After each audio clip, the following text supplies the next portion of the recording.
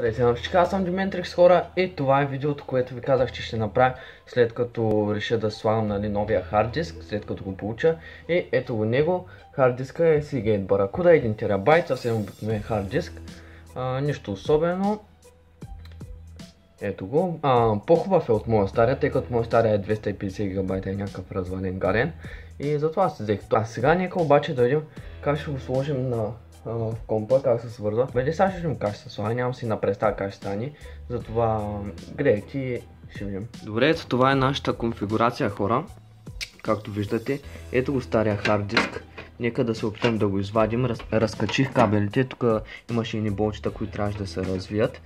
И мисля, че това е всичко, което трябваше да се направи. Нека сега да видим обаче как да го изкараме от тук.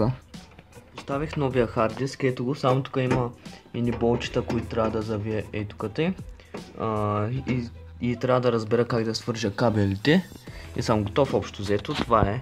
Само да завивам тия болчета, свързвам кабелите и елементарна работа. Ето, че завих болчетата, вече е стабилно. Не знае колко стабилно да има пак. Сега ми останаха да свърша кабелите и съм готов. Снал съм фенерчето и мисля, че успях общо взето да свържа всичко. Молете се да е така, ето го.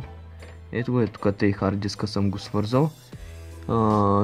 Тук мисля, че имаше още нещо, което трябваше да се свърже. Не съм сигурен. Надявам се, молете се да тръгне. Молете се да стане. Сега ще видим, като пуснем компа, само да не експлодира нещо. Както виждате, сложихме хард диска, ето го. Всичко се работи перфектно, вентилация. Няма никакви проблеми, слава богу. Само е доста е прашасала щайгата, ама все пак се работи, върши работа. И да, ето го хард дискчето, няма никакви проблеми. Тъпа щайга. Така, сега хора, не знам дали се вижда. Нека да инсталираме Windows-а. Английски, така, Next. Install now. Windows 10 инсталираме.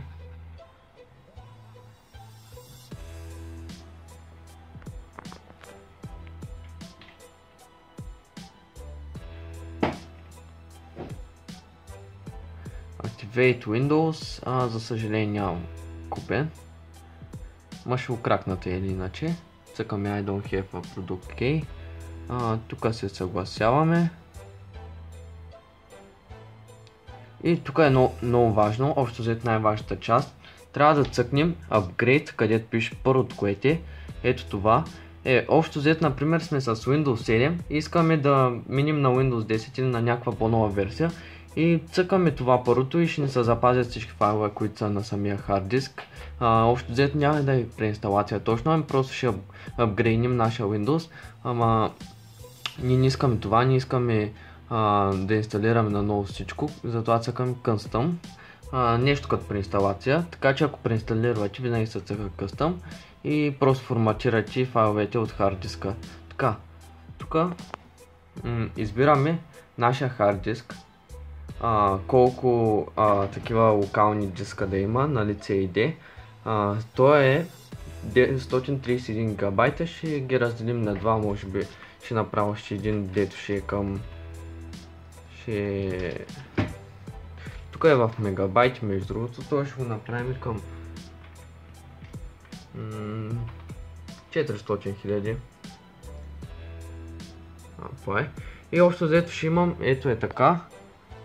Ще имам един главен, който ще е на лице диска, който ще е 390 гигабайта. И той е другия диск, който ще ми е за игрите, за клиповете и за всичко друго останало, който ще е 540 гигабайта.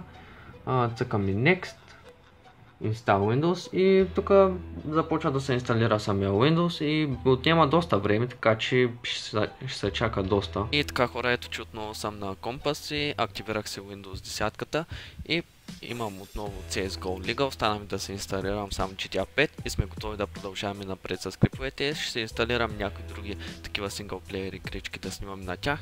Имам OBS, имам Sony Vegas и тук обработвам клипа с хард диска. И това е всичко, много скоро очаквайте клипове от мене и аз бях Диментрикс, ще се видим в следващото видео. Peace!